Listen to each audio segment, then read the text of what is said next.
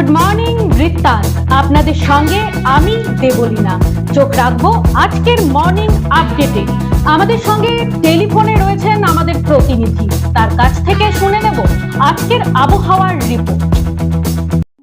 দেখো, উত্তরবঙ্গ কৃষি বিশ্ববিদ্যালয় কিন্তু আজকের জন্য উত্তরবঙ্গের কয়েকটি জেলায় হলুদ সতর্কতা জারি করেছে। এক্ষেত্রে বলা হয়েছে যে উত্তরবঙ্গের জলপাইগুড়ি, কোচবিহার এবং আলিপুরদুয়ার জেলার দু একটি জায়গায় কিন্তু আজ বজ্রবিদ্যুৎ সহ বৃষ্টি হতে পারে।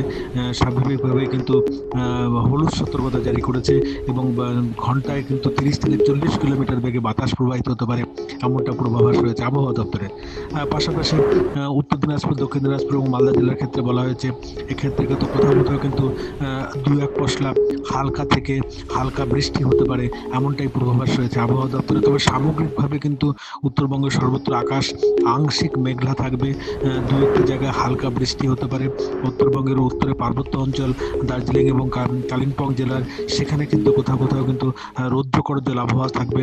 তবে সামগ্রিকভাবে উত্তরবঙ্গের দিনের বেলা তাপমাত্রা 34 থেকে 30 থেকে 33 ডিগ্রি সেন্টিগ্রেড এবং সর্বনিম্ন তাপমাত্রা 23 থেকে 25 ডিগ্রি সেন্টিগ্রেড পর্যন্ত থাকতে পারে, এমনটাই পূর্বাভাস আবহাওয়াবিদদের। গ্রহ, নক্ষত্র, তিথি অনুযায়ী কেমন যাবে আজকের দিনটি শুনে নেব আমাদের প্রতিনিধির কাছ থেকে। জয় মা ত্রিনয়নী। আজ অর্থাৎ 6ই এপ্রিল 22শে চৈত্র, চতুর্থী তিথি, সোমবার। চলুন জেনে নেই আজকের রাশিফল। মেষ রাশির জাতক জাতিকার ক্ষেত্রে প্রতারিত হতে পারেন আজ। বৃষ রাশির জাতক জাতিকার ক্ষেত্রে অর্থ সংকট দেখা দিতে পারে। মিথুন রাশির জাতক জাতিকার ক্ষেত্রে ধনপ্রাপ্তির যোগ থাকছে। কর্কট রাশির জাতক জাতিকার ক্ষেত্রে দুশ্চিন্তা বৃদ্ধি পাবে। সিংহ রাশির জাতক জাতিকার ক্ষেত্রে শুভ অনুষ্ঠানে সংযুক্ত হতে পারেন আজ। কন্যা রাশির জাতক জাতিকার ক্ষেত্রে দুশ্চিন্তা বৃদ্ধি পাবে। তুলা রাশির জাতক জাতিকার ক্ষেত্রে জয়লাভ হওয়ার যোগ থাকছে। বৃশ্চিক রাশির জাতক জাতিকার ক্ষেত্রে দৈহিক কষ্ট অনুভব হতে পারে। ধনু রাশির জাতক জাতিকার ক্ষেত্রে রোগ ব্যাধিতে কষ্ট পেতে হবে আজ। মকর রাশির জাতক জাতিকার ক্ষেত্রে পারিবারিক কলহ বাড়তে পারে। কুম্ভ রাশির জাতক জাতিকার ক্ষেত্রে ব্যবসা বাণিজ্যে লাভবান হবেন। মীন রাশির জাতক জাতিকার ক্ষেত্রে পারিবারিক সম্পর্কে মিষ্টতা বৃদ্ধি পেতে পারে। নমস্কার। এক নজরে দেখে নেব গত 24 ঘন্টার দুরন্ত আপডেট। খেলার বল আনতে গিয়ে পড়শির হাতে মারাত্মকভাবে আহত হলো 9 বছরের এক শিশু। ঘটনাটি ঘটেছে রায়গঞ্জ পুরসভার 27 নম্বর ওয়ার্ডের দেবীনগর এলাকায়। আহত শিশুটি বর্তমানে রায়গঞ্জ মেডিকেল কলেজে ভর্তি রয়েছে। শিশুটির বাবা চন্দন ঘোষ জানান, শুক্রবার বিকেলে তার ছেলে সহ 4-5 জন ক্রিকেট খেলছিল। সে সময় তাদের বল পাশের বাড়িতে চলে যায়।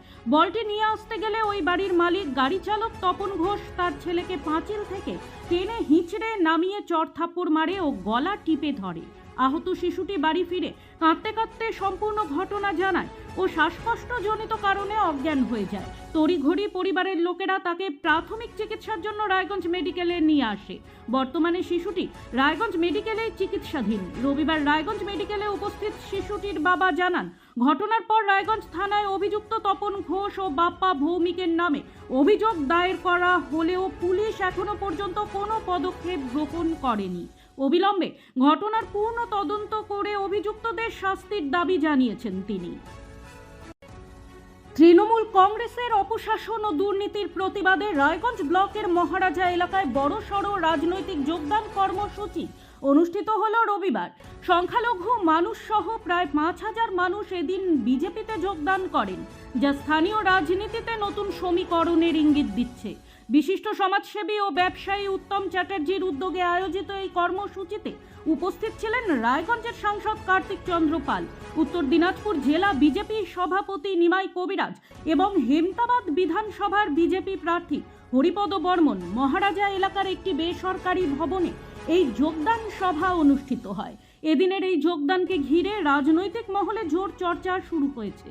বিশেষ করে সংখ্যালঘু সম্প্রদায়ের বড় অংশের অংশগ্রহণ রাজ্য রাজনীতিতে নতুন বার্তা দিচ্ছে বলে মনে করছেন অনেকেই।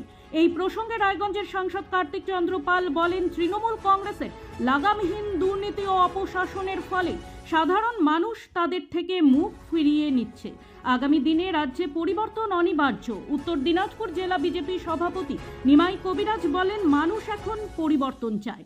তৃণমূলের প্রতি আস্থা হারিয়ে সাধারণ মানুষ বিজেপির ওপর ভরসা রাখছেন।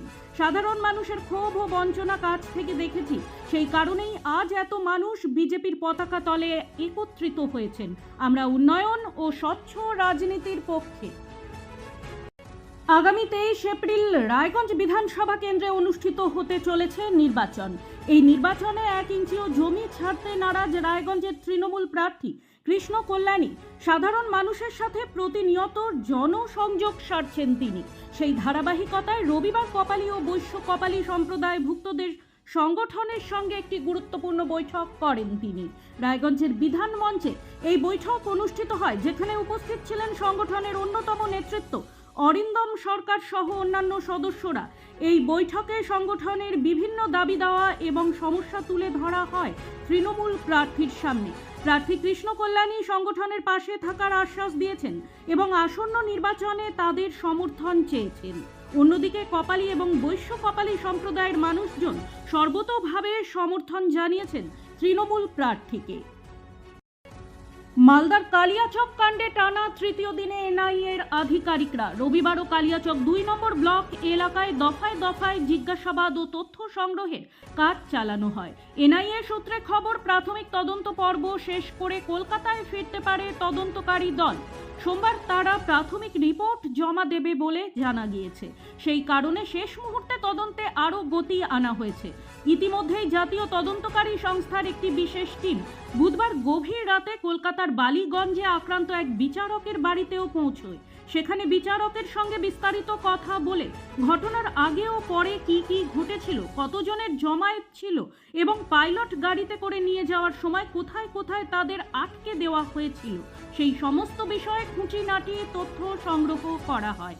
পাশাপাশি পুলিশ, কেন্দ্রীয় বাহিনী ও জেলা প্রশাসনকে আগাম কতটা জানানো হয়েছিল, নিরাপত্তা ব্যবস্থায় কোনো গাফিলতি ছিল কিনা, সেই দিকগুলিও খতিয়ে দেখছেন তদন্তকারীরা। এদিকে রবিবার সকালে কালিয়াচক 2 নম্বর ব্লক দপ্তরে তলব করা হয় মালদা জেলার অতিরিক্ত জেলা শাসক উন্নয়ন অনিন্দ সরকারকে। প্রশাসনের পক্ষ থেকে ঘটনার পূর্ণাঙ্গ রিপোর্ট ও তথ্য সংগ্রহের উদ্দেশ্যেই এই তলব বলে জানা গিয়েছে। SC/ST OBC মুভমেন্ট নামক সংগঠনের উদ্যোগে রাজবংশী সমাজের কৃষ্টি সংস্কৃতি ও মহামানব রায় সাহেব পঞ্চানন বর্মার চিন্তাধারাকে সামনে রেখে এক গুরুত্বপূর্ণ সাংস্কৃতিক ও আলোচনা সভা অনুষ্ঠিত হল 5 নম্বর শেরপুর অঞ্চলের আস্তলহাট প্রাঙ্গণে। অনুষ্ঠানে উপস্থিত ছিলেন সংগঠনের একাধিক জেলা ও ব্লক স্তরের নেতৃত্ব, বিশিষ্ট সমাজকর্মী এবং স্থানীয় গণ্যমান্য ব্যক্তিবর্গ।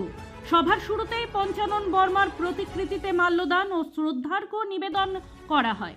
এরপর রাজবংশী সমাজের ঐতিহ্য, ভাষা, সংস্কৃতি ও সামাজিক উন্নয়নের বিভিন্ন দিক নিয়ে বিস্তারিত আলোচনা হয়।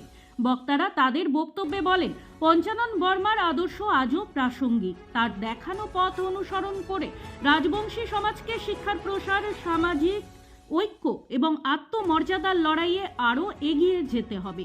পাশাপাশি SC/ST OBC সম্প্রদায়ের অধিকার রক্ষায় সংগঠনের ভূমিকা আরও জোরদার করার কথাও তুলে ধরা হয়।